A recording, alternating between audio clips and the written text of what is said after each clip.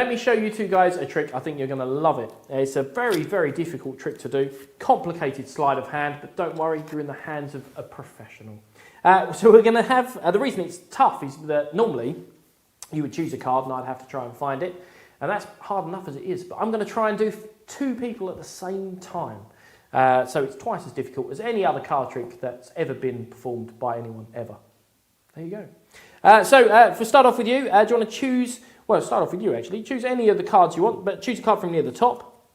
So you want that one, that's awesome. And then you choose a card from near the bottom, so there's lots of variety there.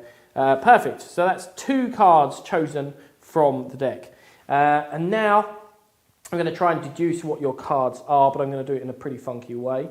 Let me cut the deck into 4 roughly equal packets. That's the first step. So let's move these. There we go. So you can see I've cut it into into 4 roughly equal piles. That's pretty good. And we'll turn over a couple of these, and then we'll give them some pretty crazy shuffles. I'm going to shuffle those cards into those ones like that. And shuffle these ones into these cards like this. So that's going to be, it's going to take quite some time to sort out. If you wanted to try this at home, I'd definitely recommend borrowing somebody else's pack of cards. Much more entertaining. We'll square those in as well. And then just to make it a huge heap of a mess, we'll shuffle those into those. So we've got a great big heap of face up and face down cards. Now the idea is that I'm going to try to work out what your card is by making all of the cards that are face up turn face down one at a time throughout the entire pack with the exception of your card. Do you think that would be awesome? It would be awesome, but I hadn't actually put your card back in the deck.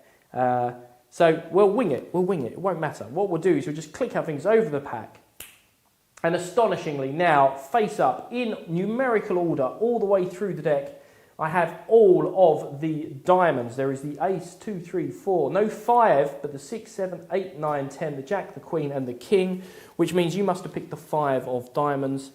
Fantastic stuff. Couldn't have gone any better.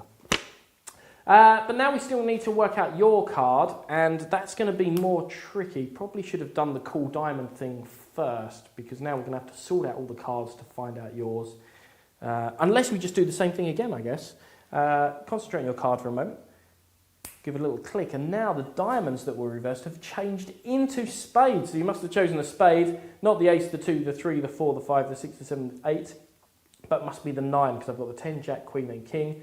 It was the 9 of spades. There you go, the world's most difficult card trick, done pretty well, even if I say so myself.